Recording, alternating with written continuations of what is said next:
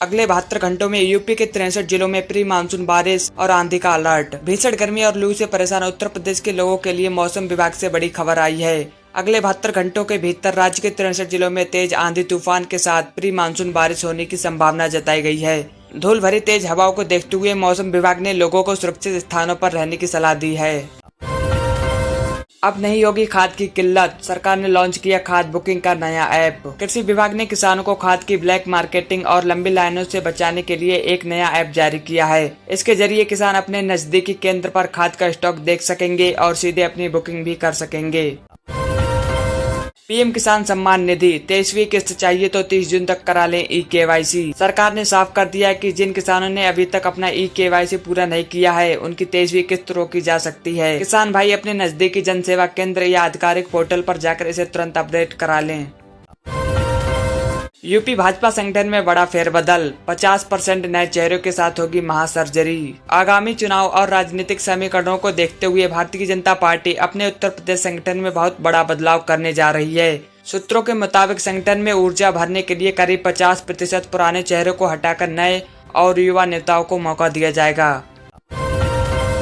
बार बार RTO जाने का झंझट खत्म, ड्राइविंग लाइसेंस की वैलिडिटी 50 साल करने पर विचार। केंद्रीय स्तर पर एक बेहद दिलचस्प प्रस्ताव पर विचार चल रहा है, जिसके तहत ड्राइविंग लाइसेंस यानी कि डीएल की वैधता को बढ़ाकर सीधे 50 साल तक किया जा सकता है। अगर इसे मंजूरी मिलती है तो आम जनता को हर कुछ सालों में लाइसेंस रिन्यू कराने की समस्या से हमेशा के लिए छुट्टी मिल जाएगी। खाद्य एवं रसद विभाग ने सभी राशन कार्ड धारकों को चेतावनी जारी की है कि जून महीने में परिवार के सभी सदस्यों का ई-केवाईसी वेरिफिकेशन कराना जरूरी है। ऐसा न करने पर अपात्र मानकर राशन लिस्ट से नाम काटा जा सकता है। अखिलेश यादव का बीजेपी पर तीखा हमला, कहा इस बार जनता चलाएगी वोट का बुलडोजर। समाजवादी पार्टी प्रमुख अखिलेश यादव ने सरकार पर निशाना साधते हुए कहा कि अब सत्ता के अहंकार का अंत करीब है। उन्होंने दावा किया कि आने वाले समय में जनता अपने वोटों के जरिए सरकार की गलत नीतियों पर वोट का बुलडोजर चलाकर जवाब देगी। अयोध्या राम मंदिर के दान पत्र में गड़बड़ी, जांच के दौरान 1.5 करोड़ रुपए बरामद। राम मंदिर के दान पत्र में पैसों की हेराफेरी की शिकायत के बाद हड़कंप मच गया। मामले की आंतरिक जांच के दौरान करीब 1.5 करोड़ रुपए की बेहिसाबी रकम बरामद की गई। राम जन्मभूमि तीर्थ क्षेत्र ट्रस्ट इस मामले की गहराई से जांच करवा रहा है।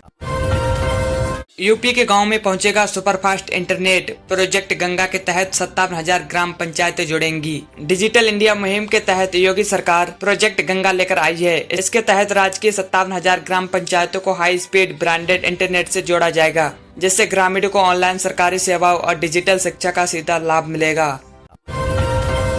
पंचायत चुनाव की अंतिम वोटर लिस्ट जारी, हर वोटर को मिलेगा 9 अंकों का डिजिटल नंबर। राज्य निर्वाचन आयोग ने आगामी पंचायत चुनावों के लिए अंतिम मतदाता सूची जारी कर दी है। इस बार फर्जी वोटिंग को रोकने के लिए एक बड़ा कदम उठाया गया है। हर एक मतदाता को 9 अंकों का एक यूनिक डिजिटल नंबर अलॉट किया गया है, जो उसकी मुख्य पहचान होगा। वृद्धावस्था, विधवा और दिव्यांग पेंशन धारक सावधान, ई-केवाईसी और आधार शेडिंग हुई अनिवार्य। समाज कल्याण विभाग ने साफ किया है कि सभी तरह के पेंशन लाभार्थियों को अपने बैंक खाते को आधार से लिंक कराना और ई-केवाईसी प्रक्रिया पूरी करना जरूरी है, वरना अगले महीने से पेंशन की राशि खाते में नहीं भेजी जाएगी। राजूपाल हत्याकांड में बड़ा अपडेट, अतीक अहमद के शूटर आबिद को कोर्ट से मिली जमानत। बहुचर्चित विधायक राजूपाल हत्याकांड के आरोपी और अतीक अहमद के करीबी शूटर आबिद को कोर्ट से जमानत मिल गई है। इस फैसले के बाद पुलिस प्रशासन अलर्ट पर है और सुरक्षा व्यवस्था की निगरानी की जा रही है।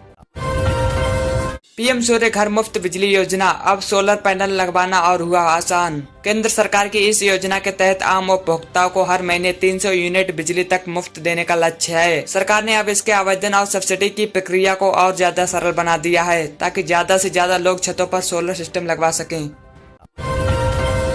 राम को काल्पनिक कहने का मामला, राहुल गांधी के खिलाफ वाराणसी कोर्ट में दोबारा सुनवाई शुरू। कांग्रेस नेता राहुल गांधी द्वारा भगवान राम को लेकर दिए गए एक पुराने बयान के खिलाफ वाराणसी की अदालत में दायर याचिका पर दोबारा सुनवाई शुरू हो गई है। याचिकाकर्ता का आरोप है कि इस बयान से धार्मिक भावनाओं को ठेस पहुंची थी।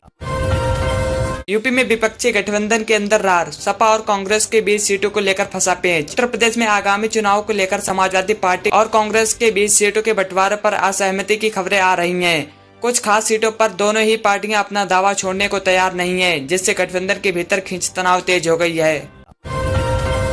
आजम खान को कोर्ट से बड़ी राहत की उम्मीद। हाई कोर्ट ने राज्य सरकार को जारी किया नोटिस। समाजवादी पार्टी के वरिष्ठ नेता आजम खान द्वारा दायर एक नई याचिका पर सुनवाई करते हुए इलाहाबाद हाई कोर्ट ने उत्तर प्रदेश सरकार को नोटिस जारी कर जवाब मांगा है। इस मामले की अगली सुनवाई जल्द ही होनी तय हुई है। यूपी पुलिस भर्ती परीक्षा को लेकर फर्जी वीडियो फैलाने वालों पर पुलिस का कड़ा एक्शन, दर्ज हुई एफआईआर। पुलिस भर्ती परीक्षा के नाम पर सोशल मीडिया पर पुराने या फर्जी वीडियो और भ्रामक खबरें फैलाने वाले गिरोह के खिलाफ यूपी पुलिस ने सख्त रवैया अपनाया है। ऐसे कई सोशल मीडिया हैंडल्स और उपद्रववादियों के खिलाफ नाजमत एफआईआर दर्ज की गई है। संविदा और आउटसोर्सिंग कर्मचारियों के लिए अच्छी खबर, योगी सरकार व्यवस्था में करने जा रही बड़ा बदलाव। उत्तर प्रदेश सरकार आउटसोर्सिंग और संविदा के तहत काम करने वाले कर्मचारियों के शोषण को रोकने के लिए नियमों में बदलाव कर रही है। अब कंपनियों के जरिए मिलने वाले मानदेय और भत्तों की सीधी निगरानी सरकार करेगी ताकि पारदर्शिता बनी रहे। सरकारी कर्मचारियों के परिवारों को तोहफा, फैमिली पेंशन में मिलेगा नेशनल इंक्रीमेंट का लाभ। पेंशन नियमों में संशोधन करते हुए सरकार ने फैमिली पेंशन धारकों को बड़ी राहत दी है। अब तय नियमों के तहत नेशनल इंक्रीमेंट का लाभ भी पेंशन से जोड़कर दिया जाएगा, जिससे पेंशन राशि में बढ़ोतरी होगी। ग्रेटर नोएडा में उज्ज्वला लाभार्थियों को झटका, अब साल में केवल 4 सिलेंडरों पर ही मिलेगी सब्सिडी। ग्रेटर नोएडा क्षेत्र में प्रशासन ने उज्ज्वला योजना के नियमों में बदलाव किया है। अब लाभार्थियों को एक वित्तीय वर्ष में केवल 4 एलपीजी सिलेंडरों पर ही सब्सिडी दी जाएगी। इससे पहले 9 सिलेंडरों पर सब्सिडी दी जाती थी।